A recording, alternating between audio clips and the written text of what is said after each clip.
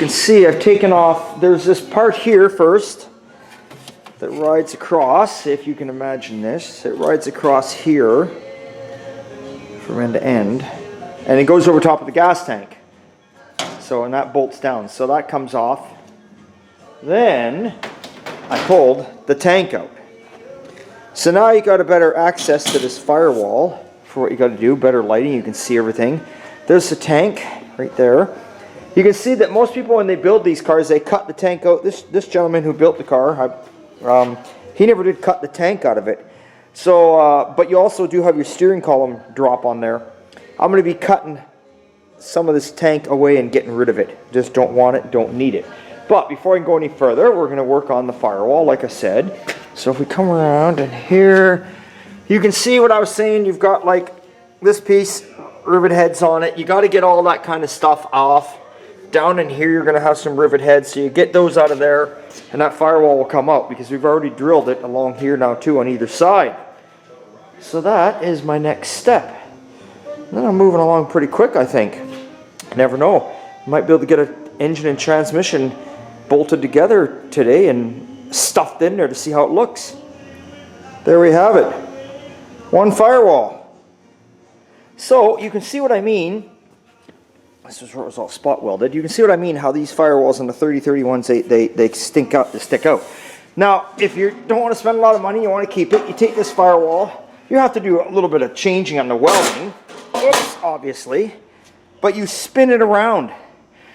This now is going to be going all the way back. Look at that. You've probably gained, whatever that thickness is there, it's got to be at least a couple inches. You've gained that. So now you're going to drop a small block Chevy right in there. This is still a route that I may go. I don't know. I really do like the look of the 32 Firewall though. It's just a matter of money. Like everyone, I'm on a budget too. But look at that. She doesn't look like much of a car now, does she? But it's out. So the next thing I'm going to start working on next, I think, that's the old tranny mount, the 2 bolts down there. I'm going to get them, you can see down in there like a stove bolt. Underneath there's a couple nuts. I'm going to get that out of there. Then I'll clean up this mess. And if I got enough time, I might dig out an old transmission and an old engine and set it in here for the hell of it and see. But we'll see where we're going. But, hey, I'm super stoked. I mean, you know, this is only day 3 for me. You remember the first day obviously was the wood. The second day was ripping all the engine out. It's only day 3 for me, and my days are never long on this thing. I spend anywhere from 5 hours to 8 hours a day on it. So, hey, it's got to be on the road for the end of May, beginning of June. Love to have it on the road for the 1st of May, but 1st of June is fine. Either way, she's got to be at due days in July. Okay, well, let's continue on and see what else I can get done. Okay, so I got the tranny mount piece out of there. That was mounted right down there where you see it's rusty. Probably never been out in its life. And I dragged in my 283. Now, I had said to you guys I was using a 283 on 1957. I had made a mistake. Well, I didn't make a mistake. I got a 283 out that it's 1957. But the more I look at it, it's really rough looking. Like, it's rebuildable, but it's really rough. So I started looking around through my other engines. I have a few, yeah. And I got this other 283, and it's 1958 to 1961, and it was either passenger car or truck or Corvette. And it's got the power back heads on it. And I got my trusty book out here. Let's see here. I got my trusty book out with all the numbers in it. So that's it.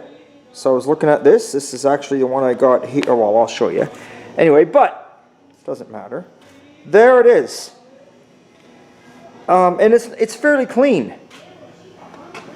Obviously, it's going to get rebuilt. We're not using the intake or nothing.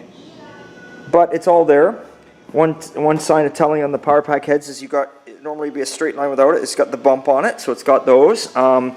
If I take this valve cover off, every engine that I've got out in my shed was a running engine, but they all needed rebuilding, and some ran good, but who knows what the mileage were, and some they ran, but they were shitty, but they all ran. So here, we'll pull the valve cover. Look how clean that is inside. So that tells me right there someone regularly changed the oil in this thing. you know. I mean, we don't seem to have any. It turns over fine, you know. Like that's just nice and clean in there. Staggered bolt pattern on the valve covers. And what I mean by that is you can see how they're offset. Now, you know, the earlier ones now they don't have that. So I'm trying to get this bolt back in here. Just try and keep the valve covers on to keep some shit from falling in there. Not that it matters, it's gonna get all taken apart, but anyway. So I'm gonna pull the distributor out, pull the coil off, pull the intake off. I just yarded the carb off right here on the ground. So I'm gonna pull that off, put a chain on there and get off this stand. Then I'm gonna go digging for a transmission. So we'll see where we can get for today. We'll see how far we can get along here.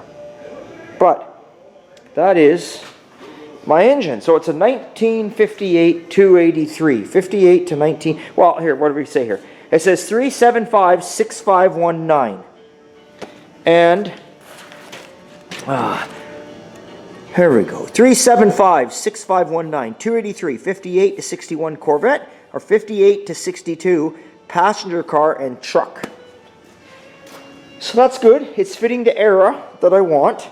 You know, I mean, I want this car to look like it was built in the late 50s, early 60s. So, but again, I'm not 100%. I mean, if it's got something a little newer on there, so be it. I mean, let's face it. The shocks, the chrome shocks I got are SoCal. I mean, those wouldn't have been around back then, but whatever, right? I'm not that guy that's trying to make it 100%. So, yeah, I'll get these few parts off, get a cherry picker in here, get it lifted up. And if there's enough time, maybe we'll get a transmission on it and maybe we'll set her down in there. We'll see. We'll see where the day will go. Okay, well, I've got the engine off the stand and I don't know which way I'm going here yet, but for now I bolted the bigger transmission on it. Remember I told you here at the beginning, I don't know whether I'm going to go standard or automatic. At the end of the day, it's going to be whatever I want it to be, and that's all that matters, and that's what everybody's car out there should be. It should be what you want it to be. So I thought, well, I'll bolt the biggest transmission I got. You know, a standard's way smaller than automatic. You got the bell housing for a standard, but that's about it. So I thought I'll bolt this automatic on, because if I go the automatic route, it's going to be the one that's going to need the most room, right?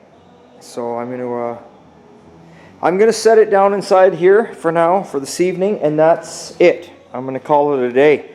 I'm going to call it that's quits, boys. So, but that's a good day, I think, today.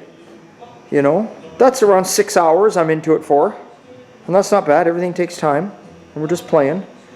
So, well, let me get this swung over and at least sitting inside the frame rails.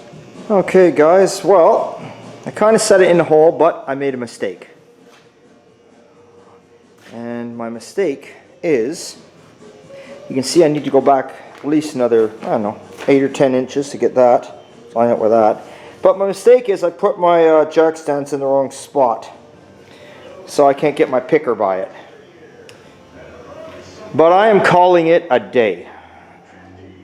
That is it for now. That's all good. Might come back at it tomorrow. It is only Saturday today, so we'll see. I might attempt to play with it a bit on Sunday. Get another video up for you. But with that being said, thanks for following along. It's Saturday. I got to get inside. I got to eat a little something, and it's Halloween party time. That's right. It's Halloween party time. So there we go. I drank my Coca-Cola during the day, and now I'm going to go in the house and drink some more Coke, but add some rum to it. So hey. So it's a good time and old time. Thanks for watching. Stay tuned.